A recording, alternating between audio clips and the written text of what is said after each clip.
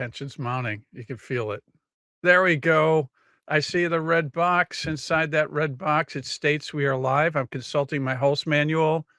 That means we are, of course, live. Go figure. Ladies and gentlemen, thanks so much for being here. Before I get into our our amazing special guest this evening, I just want to do a shout out to his record company, Frontiers, for delivering the #1 album in the country. Megadeth, congratulations, Frontiers. That's pretty damn cool. So, man, hats off to you. But you know what? Buckle up, folks. Man, we're just getting started. And I want to introduce, I should say, I let this gentleman introduce himself as if he needs one. Joel, if you would, please share with everyone who you are, sir. I'm Joel Hoekstra. Who knew? Who Yeah, knew? big And let me, surprise, big shock. there we go, man. He's one of rock's most respected and in-demand guitarists, a staggering resume that keeps growing. Just to tick off just a few amazing ventures. Trans-Siberian Orchestra, the man just commands the stage. Cher, Rock of Ages, one of my favorites. Whitesnake, Night Ranger, the list goes on and on. Now, Joel Hoekstra 13 returns with a fourth studio album from the Fade. Man, they delivered a brilliant new recording, dynamic collection of 10 brand new tracks, and the same stellar lineup from Crash of Life. Of course, I'm referring to our guest tonight, the guitarist composer Joel Hoekstra, and also powerhouse drummer Vinny Appice. His brother's been on this show a few times. Also, the legendary bassist Tony Franklin, the virtuoso keyboardist Derek Sherinian, and of course, amazing vocalist Girish Pradhan. And I would also be remiss if I didn't mention a special appearance by Jeff Scott Soto on background vocals. Tonight, folks, you're in for a treat. And Brad, if you would, please roll the digital for us.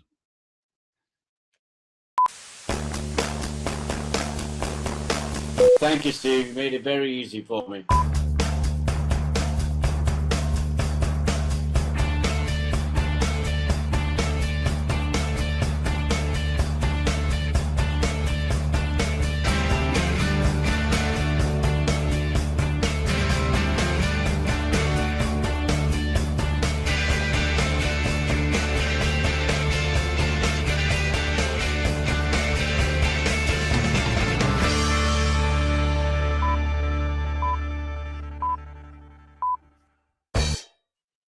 Man, that video always gets me amped up, but I was amped up before that video because of our guest, and it was amped up to 12. Why? Because it's one more than Spinal Tap's 11. And I'm Steve Harkins, your host for the Rock and Roll Channel Talk Shop Live. Please, once again, welcome to Talk Shop Live's Rock and Roll Channel, the one, the only, the amazing. How did he find the time to do this show and his schedule? Joel Hoekstra. Joel, man, thanks so much for being here this evening. What an honor and a privilege and a pleasure. Thank you for having me, man. Thanks for prodding me to get this all set up, dragging me into the year 2026. There you go, man. Yeah. I think the certificate's in the mail. I don't even know what the certificate stands for, but you deserve it. Well, that's cool. I'll take anything I can get, dude. There we go, man. And where do we find you this fine evening, Joel? I'm at home here in New York City. So, hanging indoors. It's snowy and cold out there. So, yeah, I'd rather be in here. Excellent. And fans, if you'd like to ask Joel a question or you have a comment, use the chat function. We'll get to as many as possible. First of all, Joel, with all sincerity, what you do is associated with entertainment, but I have to say, today's day and age, somewhat contentious climate, man, what you do is extraordinarily important more than ever, especially now. I mean, you bring people together through your message, your music, your art. It's one of the few common threads we have that bring people together, regardless of religious convictions or political affiliation. And I just want to say thank you for all you do. We need you more than ever, dude. Thanks, man. It's pretty easy for me to stay in my lane. I can readily admit I don't know much about anything else. So, guitar has always been my thing and my dream to make a living doing this. So, yeah, I mean, I just thank you to everybody joining in. I feel really shocked there's so many people. I'm very excited about it. Well, you should be shocked, man. You've earned it, man. And you know what? Can I also mention to you that Joel, you are to rock fans in concert, I think, what Disney characters are at Disney World. You, sir, provide one of the greatest photo ops on the planet. When you drop to one knee and you point that guitar straight to rock and roll heaven, it's absolute perfection. I'll tell you, man, I've seen you so many times, not just through Trans-Siberian, but man, you deliver top to bottom. It's just mind blowing. So thank you for that. For dropping to one knee and pointing my guitar to the heavens. All right, cool, man. I mean, I've spent my fair share of time on stage, and I guess learned to strike the balance between concentrating and making sure I don't hit any bum notes, but trying to entertain people in the process. So thank you for that comment. I appreciate You've it. absolutely, yeah, you deserve it. You've earned it for sure. And congratulations, man, on this great new album from the Fade. You've got to feel really proud about the final outcome, and you guys have delivered a great album. Thanks so much. I mean, this is the first time that I've done anything like this to promote one of the Joel Hoekstra's 13 albums. So it's very exciting for me to be with you guys. There have been 4 Joel Hoekstra's 13 albums now, including From the Fade, Dying to Live and Running Games, Crash of Life, and now From the Fade. And prior to that, I was releasing my own solo albums that were just out under Joel Hoekstra, being instrumental records, kind of like you'd expect, I guess, a guitar player's solo albums to sound, a lot about the guitar. Yeah. And Joel Hoekstra's 13 was something that I started where I didn't really want to go that route. I was looking for more of a sound that was a band, the hitch being that it gave me the outlet to do all of the writing for a change. So to write the guitar riffs and the lyrics and the vocal melodies, oversee the artwork, oversee the mix. But it's more about the songs and something that sounds like a band, the hitch being the writing is not a collaborative effort. Now, that being said, everybody that plays on the records kind of has free reign to play like what they want without much much critique or back and forth from me. My production technique is the polar opposite of the writing end of things. I'm just like, do what you want. So in other words, you're not going to kick back a track that Tony Franklin sends in you saying, Tony, I'm not feeling it. Nope, never. I haven't had Tony change one note, I don't think, on any of the records. I mean, everything I get from him is perfection. He's such a great bass player. It's like he can read my mind in terms of what I'm looking for. And Vinny Appice is like the wild card, and sometimes he'll play things I'm not expecting, but it usually is really, really cool. And I'll go, oh, I think I'm going to ride that wave rather than, hey, would you mind changing that? Which is great. It kind of takes it to a new level, right? I mean, it kind of adds to the element. It's the beauty of working with these great musicians.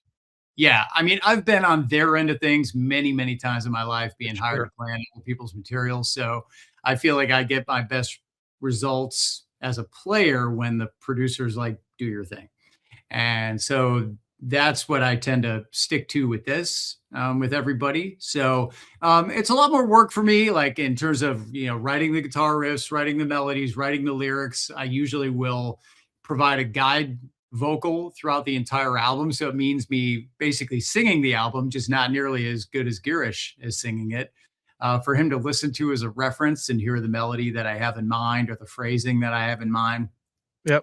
So a lot of work does go in, and coordinating the artwork with the graphic designer and the graphic artist. And big shout out to Chris Collier, the mix engineer on all 4 of the records. He's really almost like an additional member of the band. If you want to call it a band or project, whatever we want to call it. Chris is a great talent, not only very talented and gifted sonically, but really open-minded to all of my little nitpicky production ideas, even though I'm sure half the time he wants to strangle me. He usually is a nice enough guy to go along and try and appease me. So thanks, Chris, for that. He's an awesome, awesome engineer. Really does help the entire big picture of this. And that is a really important part of the puzzle for those that don't know. The mix of an album is just really, really important. It's crucial. Absolutely crucial. The album sounds great, and it's really well balanced as well. And I always say too, and you deserve production credits, but you know what? It's often not what you put in the song or what you play on the song. It's sometimes what you don't put in the song too, allowing the song to kind of breathe rather than just the need to have to put layer upon layer of a track. And I mean, there's some great tracks on here that would lend itself to just putting on so many layers just because it kind of feels like you can go in that direction. But man, it feels like you nailed it from top to bottom. And each song stands out uniquely on its own. Well, thank you so much. I appreciate it. These albums basically serve as a creative outlet for me and something that I hope, when all is said and done, speak to the big picture a little bit. Yeah. I guess you sound self-important, but like, your No, body of work when you're done. So absolutely. it's been very important to me. I mean, that's something that initially I was going down that road early on before things took off for me as a sideman or a band member, what have you. Before I became well known in that department, I was making those instrumental albums and making my own music. So despite the fact that I became a little popular joining Night Ranger and Rock of Ages and Trans-Siberian Orchestra and Whitesnake, kind of in that order, and then Cher. Yep. I really I wanted to continue making my own music throughout that process. And so, yeah, you mentioned Frontiers earlier, but I want to give them a great shout out. One thing about this endeavor is they've not only been cool enough to release my music and give me a budget to do so, but they've really given me free artistic reign over all of Yeah, these albums. They've never told me what to do, what type of cover to have, what type of anything. I mean, they've just been like, hey, we like what you do. that's And right. so I just want to give them a big shout out and a thank you for that. That I've basically been given the opportunity to make the albums I want to make with these and release them. I think you've earned the right, but there's no guarantee that there's somebody out there that will support you, and that's a great call out because Frontiers is passionate and appreciates being that platform for great artists like you, and we're so thankful for that. I definitely am. I mean, I'm very grateful to them, and obviously, and be able to take part in some of the other projects happening through the label. But this one being near and dear to my heart because it's more or less, it's not really done as any kind of money making endeavor for me. It's really a labor of love and something that just is a creative outlet for me while I am making a living in music. Yeah, um, Kind of view the other things a little bit more career based. This isn't so much a career based thing as much as it is an artist based thing. Something that's important for me along the way to feel like I was making my own statements. right. So I appreciate that. Yeah, absolutely, and we appreciate you delivering. I'll tell you what, the album cover art, I mean, is really striking. Any background or insight you can give us in terms of the design of this cover? Yeah, we were headed in a completely different direction for a little bit with that. As you could imagine from the fade, the sort of like a human form, like off kind of faded into a geometrical object, etc. And then I wanted it to be a little bit darker. I think the album is kind of a little bit heavier, a little bit darker, and so Yeah. I wanted something a little striking. And I remember taking my hand and just popping it down on this table here, right in front of me, and taking a shot of it, kind of clinging on for dear life, and filtering the hell out of it, and sending it to the graphic designer and saying, what about this? And she said, well, that's obviously got some, digital artifacts in it or whatever, and not high res enough coming off your iPhone. But oddly enough, we used it in the insert. So you could see I that love that. original shot. And so that's what brought about the idea of the hand. And she kind of eventually came up with the concept of the hand and reaching up, and no idea where the flames come from. I think just look cool. It did look cool. No, you don't have to explain the flames. Yeah, In the background, you've got there are lyrics from not just this record, but all the previous Joel Hoekstra's 13 albums. So in the script, if you read faintly in the background, you can pick up on little tidbits of where those come from. really cool, and I have to say too, man, lyrics really line up great with the musical vibe too. I mean, kudos to you on that front. And with that, said, as I understand it, the core essence of starting the germ of the idea starts with the riffs that you have, I believe. And can you walk us through the process of the evolution of these songs? Yeah, it's been a little different each album. The one thing that's definitely striking about this record, well, a couple things. Yeah, All the others, sometimes I've pulled from pre-existing material that I've maybe written for something else that didn't get used, and I'll say I liked that, it should have been used. I'm going to pull it in. And this particular one, I was like, I'm just going to start with a clean slate, and I'm just going to sit down and I'm going to write and arrange guitar riffs first. And I think at that time when I was doing that, I was filling in with the band Accept. So I was playing a lot of more kind of heavy metal, Makes more, I mean, sense. it's been associated with hard rock, but they're Yeah. probably the most straight ahead metal gig I've ever done. So a lot of the riffs came out heavier. That being said, this album is definitely still defined as melodic hard rock. So it's a heavier record, and it's the first one where I've written specifically with Girish Pradhan in mind for the vocal range. Crash Yeah. of Light was written sort of not knowing if it was going to be Russell Allen, who had sung on the previous two records, or Girish. So this was the first time I kind of brought in like, okay, Girish has got this amazing screaming and high range, and let me take advantage of that and use some of that. So I think this album has a heavier sound than the others.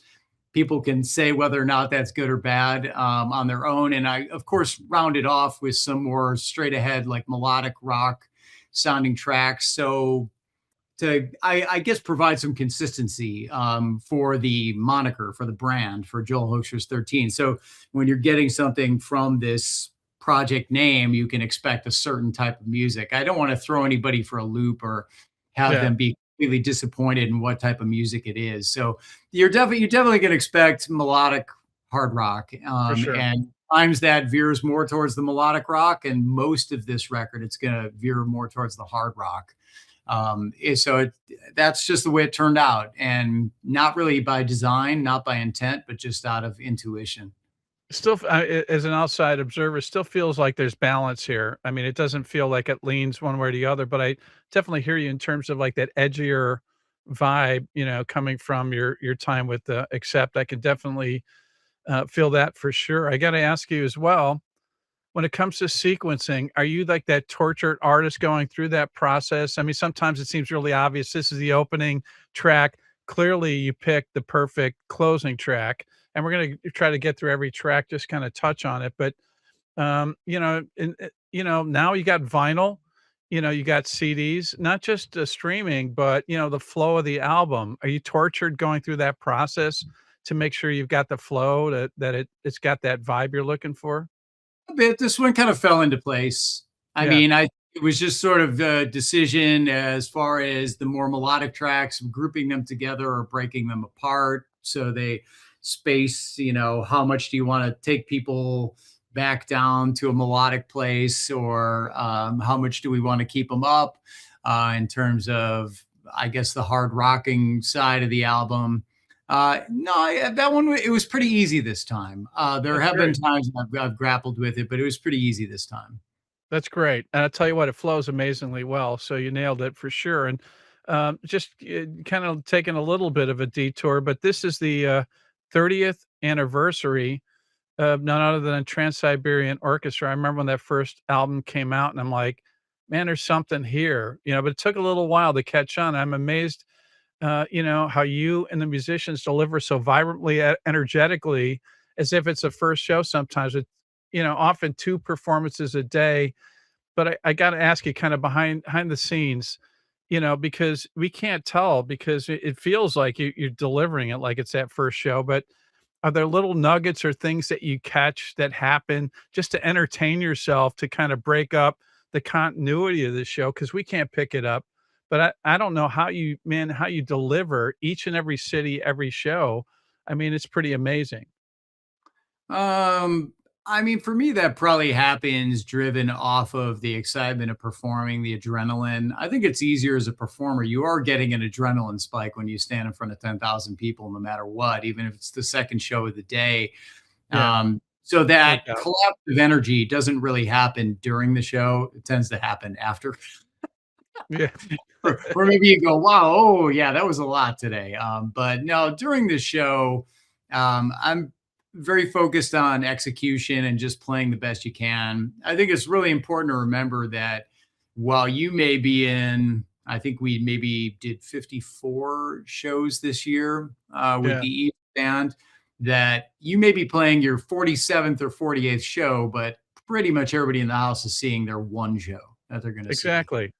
So you just want to make sure that you give them your best. I mean, that's obviously very common sense kind of stuff here. I'm not really saying anything that's like a revelation to people, but it's important as a performer to remind yourself of that people paid to come to this show and they deserve the very best you can give. And honestly, I'm tortured enough that I usually have a higher standard than probably most of the audience is going to have for me to do anyway. And so often I'm pretty upset about the way I did when most people would go, what are you talking about, dude? We're oblivious out there. Yeah. You're fine. Like, and I'll be completely upset or distraught about the way I performed or played. So there's always that, your individual goal as a performer, what musical standards you want to hold yourself to or performance standards. And not just for myself, but for Trans-Siberian Orchestra. I mean, this is obviously something that Paul O'Neill set up years ago, and I'm blessed to be a part of it. And such longevity at this point in time. I mean, I joined up with Trans-Siberian Orchestra in 2010. So Wow. we're talking 15, 16 years now at this point in time. It's incredible to have that type of longevity out of any musical scenario. A testament to you. I mean, it's over half of the history of the band, and I have to also say too, you and Chris complement each other on stage too, man. You kind of, kind of yin and yang, and and it's an absolutely wonderful show. And then I got to throw in Rock of Ages, man. You're closely associated. I knew immediately, man. I saw your cameo, and I go, I know that guy. I saw it in the film, but even more amazing is you had a great run on Broadway, and I have to ask you, what was that experience like? Because again, we talk about repetition and Trans-Siberian. That's a whole nother level, man. Of Oh yeah. like, you know, Oh yeah.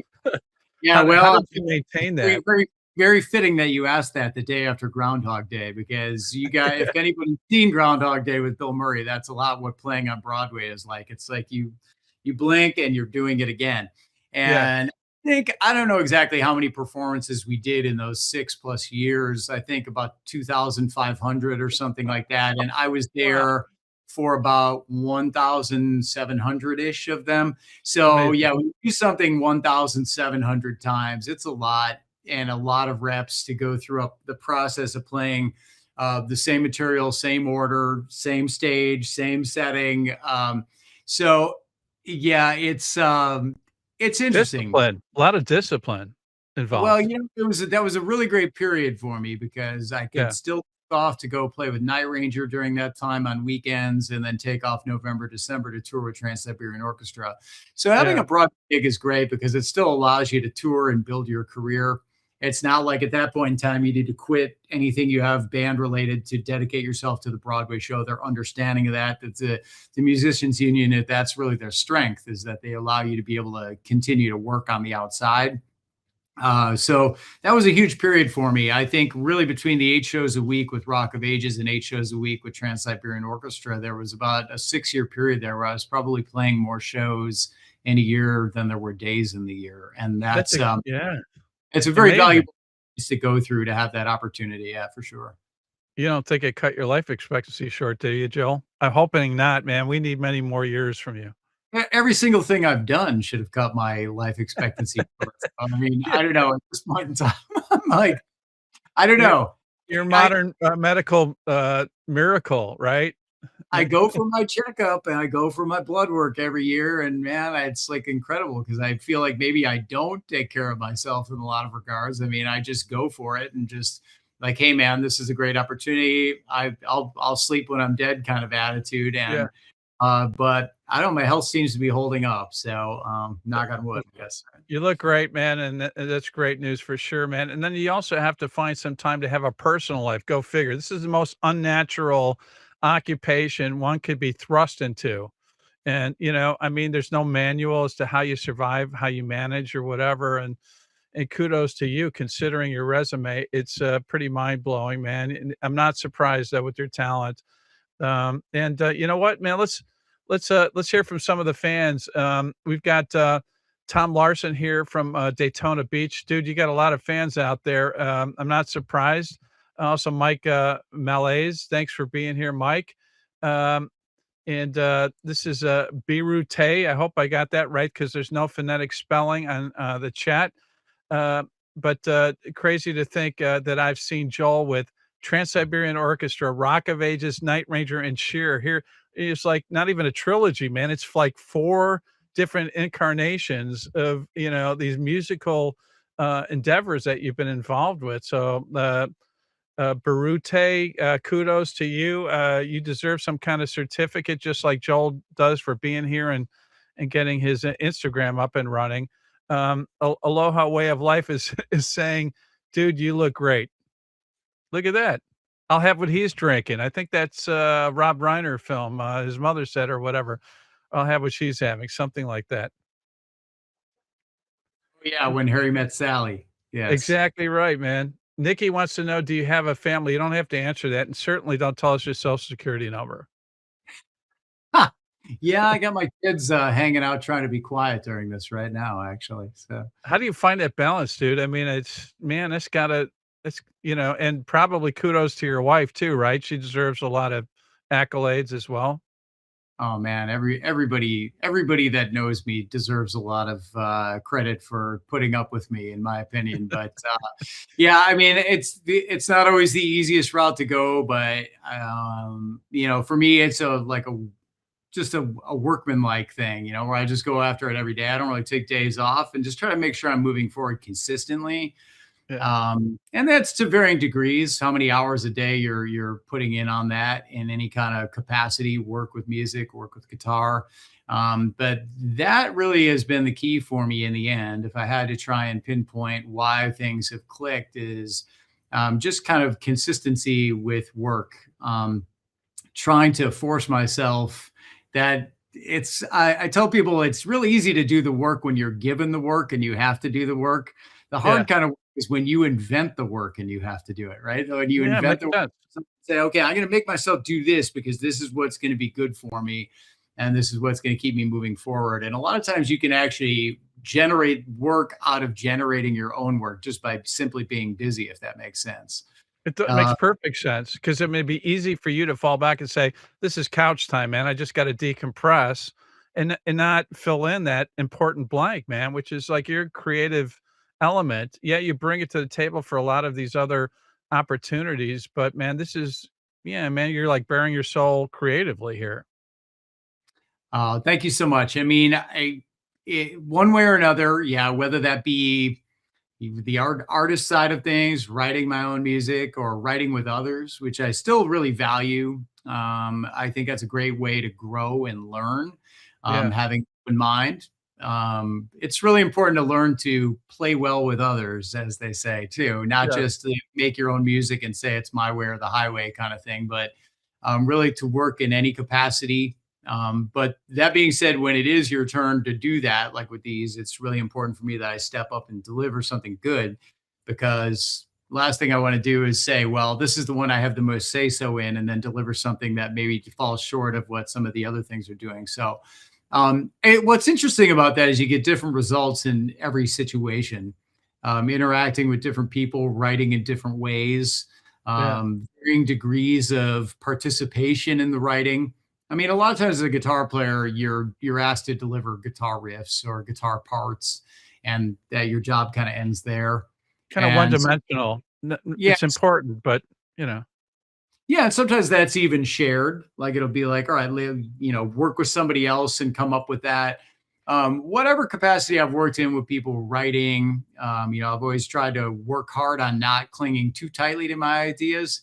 Funny thing with that, sometimes you feel like you could fight to the death for your own idea. You'll feel like you have the absolute perfect idea and they're wrong. And Right. when eventually, if you go their way on it and you were forced to come up with what your idea was 6 months down the road, you'll have no idea and you won't even remember it. And it's something Yeah. that in the moment you'll feel like, no, this is, you got to absolutely be this way.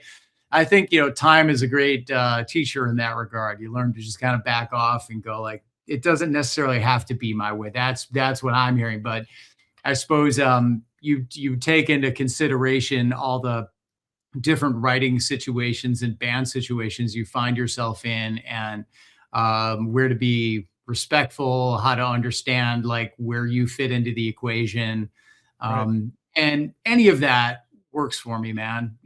I really just have enjoyed playing guitar since I started, And that was my goal starting out, was to just make a living playing guitar. I wanted to do that for my job. And that was really the goal. So some people have the goal like right out of the gate, I want to be a rock star. I think where I Right. grew up, coming from a family kind of not so well to do in the southwest suburbs of Chicago, we grew up in a very blue collar neighborhood with no money, no connections. And I feel like any kind of any of the stuff we're talking about, the gigs that I've gotten, or even releasing albums and of my own, that just wasn't supposed to happen for somebody like me. I would have been laughed out of any conversation I brought that up in. So Yeah. for me to get as far as I've gotten with it feels great, and I feel like I just try to stay true to the method that got me there, which is just kind of plugging away work wise. And so I don't know that any of that along the way was necessarily a lust for rock stardom or fame. It was kind of keeping an out your options open in terms of what was going to work or what was going to take off. And look, the way it worked out for me was very poetic. What made me want to start is a lot of the 80s style hard rock. And I went through a lot of different phases, different musically speaking, going through studying classical guitar and getting out into the real Yeah. world when that style of guitar playing with technique had kind of died, and backing up singer-songwriters, playing in oldies bands. I actually went through like playing in the pits here on Broadway in New York, which is eventually how Rock of Ages came about, oddly enough. Right. And just kind of playing in hip hop bands, acid jazz bands, like whatever came along, just staying really open minded. And then lo and behold, I guess what I would like to refer to as the 80s resurgence. Yeah. It became cool to I had no, no I hadn't even grown my hair back out for the 80s thing. I'd grown it out because I was in a theater piece about Janis Joplin called Love Janis, and I was playing on stage in the band and Big Brother and the Holding Company. So I had the Love it. sideburns and hair parted on the side and the SG going into the super reverb with the spring reverb way up. And then lo and behold, right around that time when I grew my hair out, and a lot of the 80s bands were like, hey, this guy can play our style of music. He can, quote unquote, what they say, shred now. And he can shred and he fits the bill with the looks. And so I started getting hired, and I was like, well, isn't this cool? Because this is all my heroes, all the people that I was listening to at a younger age. So Yeah. kind of turned out to be the story of my sideman career in a lot of ways, is playing with a lot of people that I idolized as a kid. I just, not that they were all kids too. It's not to make them sound that much older than me. People that were in Right. the 80s bands they were in Yeah. their young 20s. They were kids themselves getting out there And and doing what they were doing. birth But certificates get shredded, man, when it comes to rock and roll and music, man. We're oblivious to the age. well, I mean, try to keep going and hope it. I mean, I think there's an element of it that keeps you young for sure. Yeah. Right. Uh, I like to joke that it's desperation, but that's maybe only half a joke. Yeah. It's kind of like, well, I mean, I don't want to ever end up having to do anything else with my life, and I mean, it looks pretty good to not have to do that in my life, but that was definitely uh, prime motivation for me, man. More so than rock stardom or anything like that, but to get to a point where it was like I'm on solid ground as a professional guitar player. It's not easy to do. I mean, I tip No. of the to anybody that's out there doing it professionally or even semi-pro. And for that matter, tip of the cap to those who are doing it as a hobby. I think music's a great thing in general for your brain and your well-being. No Uh, doubt. but that being said, being a pro, I guess to get down to it, I think is the hardest thing to achieve, like one way or another. So the only thing that changes from there is the size of the audience and the name of the gig. There you go. But making your living doing it is a really difficult thing to do, and you have to really commit to that. To your credit on so many fronts. What I have to ask, what part of Chicago? You said you were on the south side of Chicago you grew up? Southwest suburbs. Yeah, Southwest. I grew up in Orland Park, back Yeah, when Orland, yeah. Of course. very, yeah, very blue collar, uh, yeah, like old Orland as they call it now. Yeah. I'm from, the north side, East Rogers Park, but you know what? We can share one thing in common for sure, we're Bear fans, right? Yeah, well, I'm a Cubs fan as well. I don't know if Wow. you, yeah, I Yeah. was I was rebellious. My dad was a White Sox fan, but as a kid, WGN was on every day, man. What can you do? And when you're a kid and you see the Cubs on TV every day, lo and behold.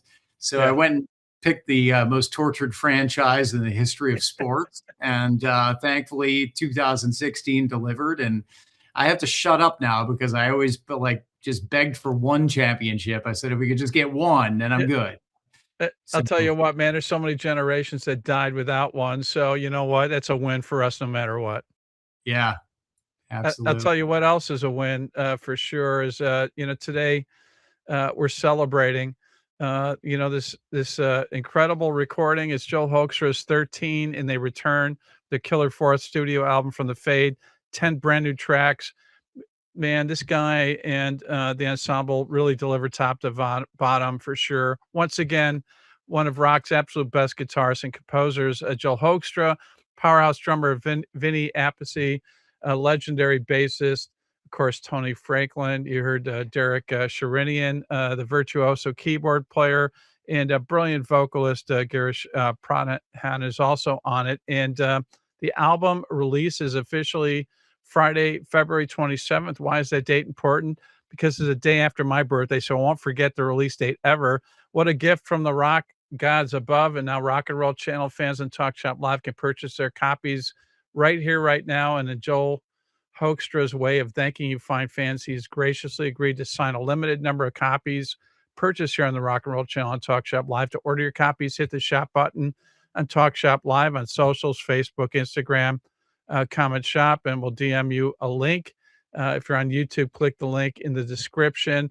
And the rest is quick, easy, and pain-free. Unlike the slight arthritic condition Joel may have developed signing for you fine fans out there, but I have it on good authority he's well on his way to recovery, but they're limited quantities. Once they're gone, they're gone. This will be not only an album that you keep coming back to, but it'll be a family heirloom because of this brilliant musician and those that he's associated with. There's no greater way to show how much you appreciate the amazing artistry of Joel Hoekstra's 13 than by owning a copy of their latest musical body of work. Man, Joel, if you're okay, man, let's listen to a bit of the music. Is that all right with you? That'd be awesome because people are sick of hearing me talking by now. They're certainly sick of hearing me talk. I'll tell you what, you kept them awake. At me, and I'm not so sure. For the forthcoming new album from the Fade, Brad, if you would, You Can Give, please roll the digital.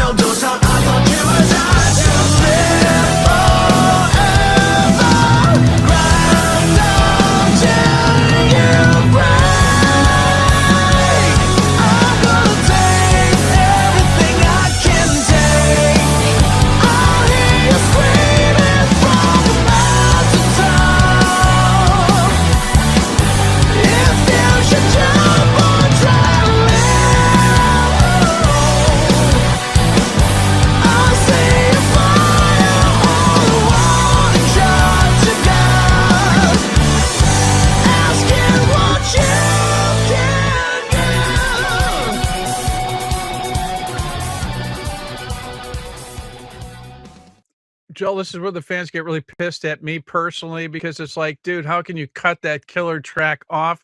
But, you know, if you've been here before, how it works, you got to buy the album to hear the rest of it, you know, or yeah, you can probably find it some other places for sure. But man, support this dude. Blistering opening track, Joel, man, great vocal, classic vibe, hooks and killer solo. Man, absolutely love this track. Cool. Thank you. But let's not stop there, man. Let's check out another one for Joel Hoekstra's 13, the forthcoming new album from the Fade. Here's another great track entitled The Fall. Once again, Brad, if you will, please roll the digital.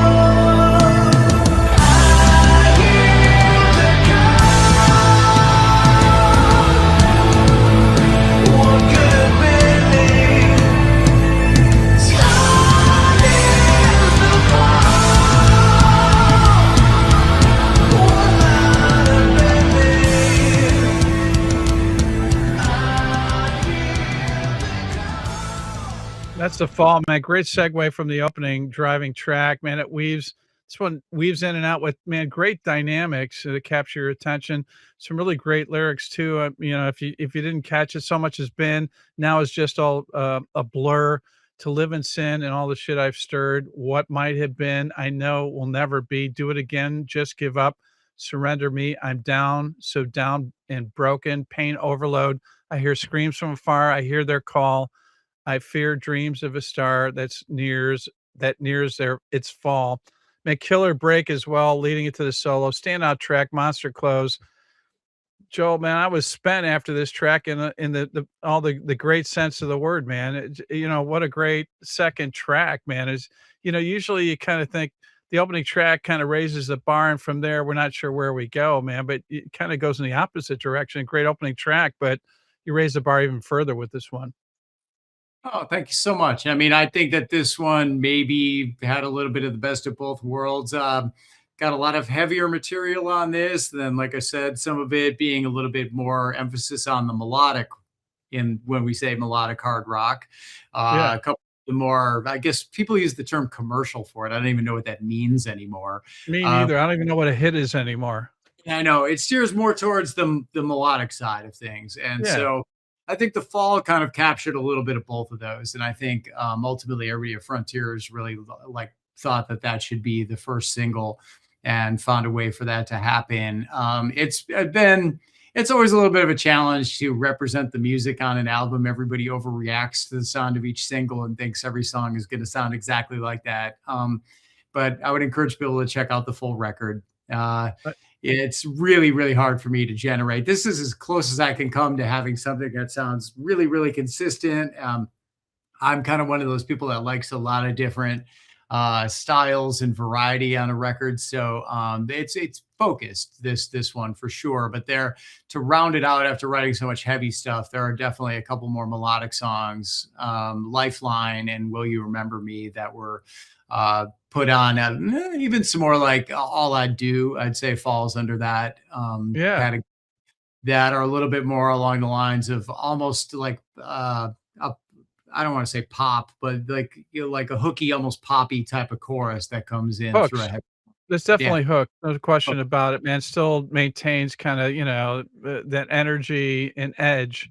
But yeah, some great hooks, man. You just set it up, dude, man. Checks in the mail. There'll be something extra in your Christmas stocking, totally unrehearsed. One more track I just want to share with everyone, Lifeline. Once again, Brad, if you would, please roll the digital.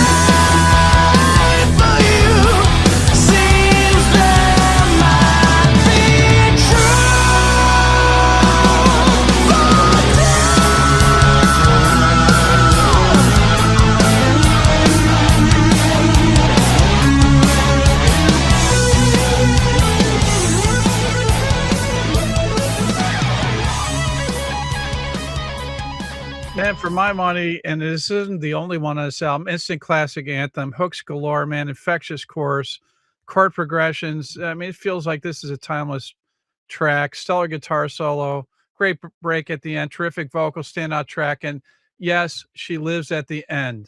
Don't worry. We didn't lose any life here.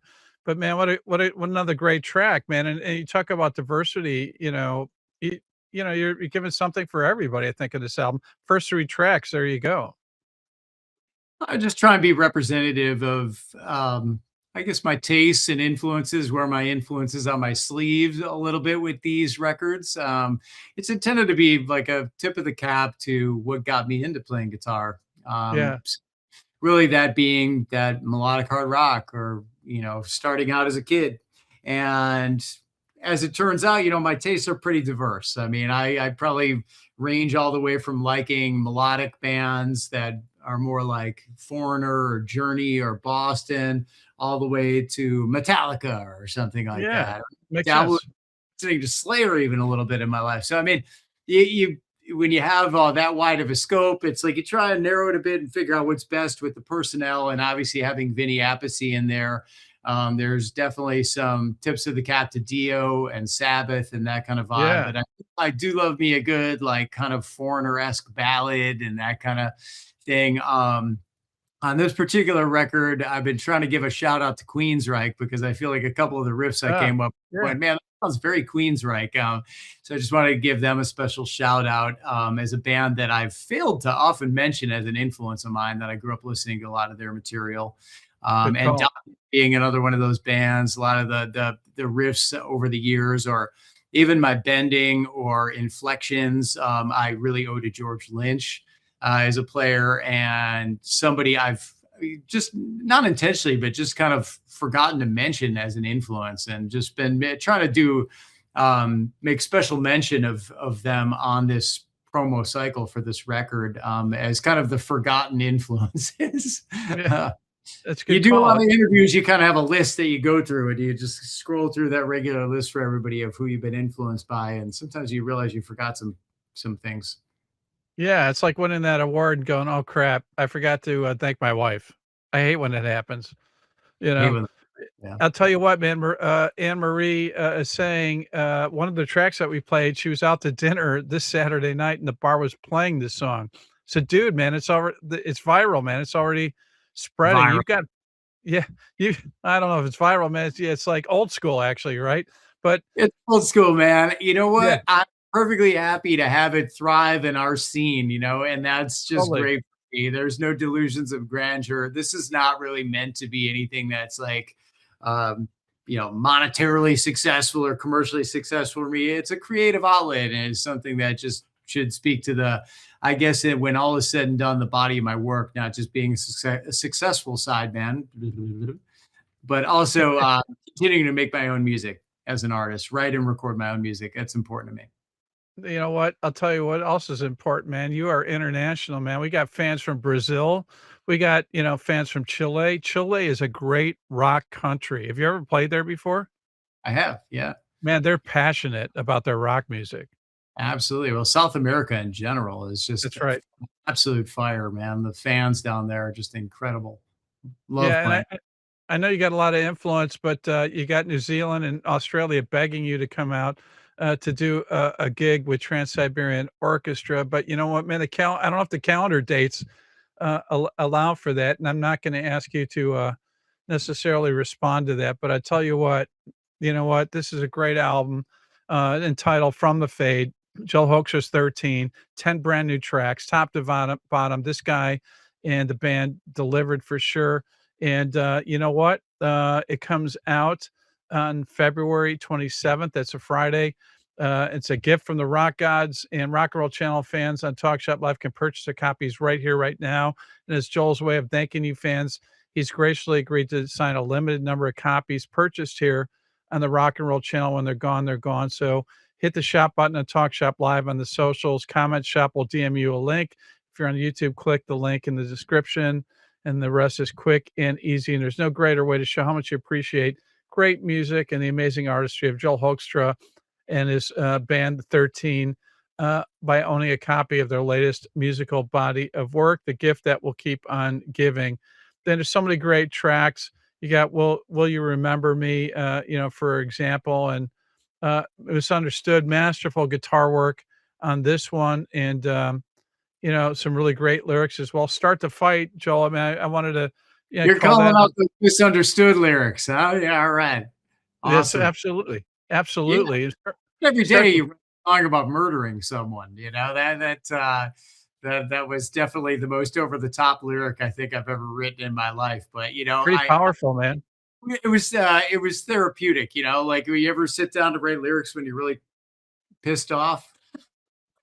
It was like therapy, right? Basically, that's what came out, and obviously, fear not, I'm not a murderer. But it was For the great fun. record. Yeah. So I had to say I had a lot of fun writing them. I got done. I was like, that might be the most fun I've ever had writing lyrics to a song. I love that. Start to Fight stands out too. Raw and gritty, man, captures this street level vibe, man, and also creates some great hooks as well. And man, also a standout was the ending. Man, kind of has a cinematic kind of vibe to it as far as the ending. Yeah, right on. Thank you so much. Yeah, quite the ride. I guess just kind of reflective upon the path overall. And yeah, I started it with a little film projector sound effect, courtesy of my man Chris Collier, my mix engineer. Yeah, And yeah, that was again, those are the little things I annoy him with, where I'm like, it would be cool if the song would start with this, and I'm sure he's going, oh, okay, dude, let me dig up something. But I couldn't help but think that's kind of the concept of that song. It's kind of like, viewing the entire timeline. It tells the story. that's right. Free to Be, man. Stellar track as well. The End of Me, majestic arrangement, rocks, but another one that feels somewhat cinematic and man, quite the ride. I just wanted to slide this one and save the one of the best for last. Perfect, closer on this one, Joel, for sure. And man, it rocks. Great hooks. The musicians also brought their A game, I think, on this track. Yeah, thank you so much. I mean, I try and give them free reign so they can just play as they like. I think that's how you get the best results out of people rather than micromanaging them. If you've got the right people, they're going to play stuff that you like, and that's definitely proven to be true. Like Vinny can be a wild card and play things that I wouldn't have expected, and that's really what I enjoy about it. Yeah, He's not like a generic sounding drummer, studio drummer. He'll play things that are like he's got his style and his thing, and I love that. He really gives it that authentic classic rock sound, I think, when he plays drums on this stuff. So appreciate him very much. no doubt. What does 2026 hold for you, man? Can you share anything? Dude, I mean, have some lots of recording stuff happening. I mean, I've got Revolution Saints that I Yep. finished recording. That's currently in mix mode, and we'll congregate and shoot videos for that. And Great uh, news.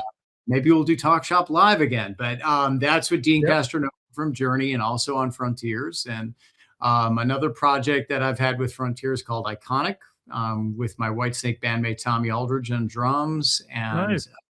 sharing the guitar duties of Michael Sweet from Striper and a Yep. great vocalist from the UK named Nathan James. And of course, legend Marco Mendoza on bass out with Satch Five Band right now.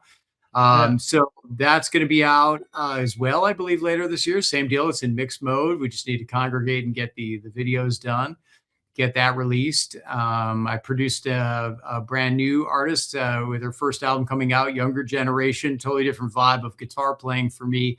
Austin Starr, she's got 4 great videos up. And as far as live work getting out, I'm pretty much going to be doing the acoustic duo stuff with Brandon Gibbs, Hoekstra Gibbs, playing with Nice. Broadway's Rock Pages band. I have a smattering of like corporates and all-star band kind of things throughout the year. But more or less, what seems to be heating up for me right now is a lot of the session thing. And I'm just riding the wave of that. I just came off of the arena tour with TSO, so it's kind of welcome. Yeah. Uh, No kind doubt. of kind of hang tight, and that's been really taking off for me, playing on other people's material, playing on people's records. So excited about all those opportunities, and just trying to stay busy with guitar in general. So you never know where that's going to take you, but I always feel like it does end up taking you where you belong. So I That's just try right. to the work ethic and ride the wave. Man, I'm exhausted just hearing that, and that's not even the full year. I'll tell you what, I wanna thank all the fans for being here this evening, and thanks to Frontier's one and only Jeff Stevenson, the great supporter of, Talk Shop Live, also fulfillment partners, All Media Supply, everyone at Talk Shop Live, including Brett Edwards, for, keeping the lights on and making this happen, but most importantly to Joel Hoekstra for continuing to provide his musical gifts with all of us. So pick up the new forthcoming album from Joel Hoekstra's 13 entitled, From the Fade. It's a Oh, hey, rock and now roll. didn't drop the ball on the album title at the end. Say again? I thought you were gonna drop the ball on the album title at the end. You You said know it's what, dude? called Yeah, I tripped uh, over my tongue, man. Yeah, you know what? Thank God, man, that, somebody dropped the title. That's a whole nother story, but I'll tell you what, it's a great title. You know what? Just pull the trigger. Joel has personally signed a limited number of copies. Pick them up for your friends and family. And man, I almost blew it with Joel Hoekstra, man. And who knows? He may not have come back on again. So I hope I salvage it. Joel, man, thanks so much, man. What a great honor and privilege. Appreciate everything that you do. Thanks for being here this evening. Congratulations on this great album. right back at you, man. Thank you so much for having me and helping me get the word out about the record. And thanks. I'm really like pleasantly surprised how many people logged on and were part of this. So thank you so much, everybody. Appreciate it. Appreciate you guys. And yeah, I hope you guys like the record. No doubt about it for sure. They will. I have enough fine authority. And with that, everyone, stay safe, enjoy life, rock on. Joel, thanks again and so long, everybody. Hope to see you soon, Joel.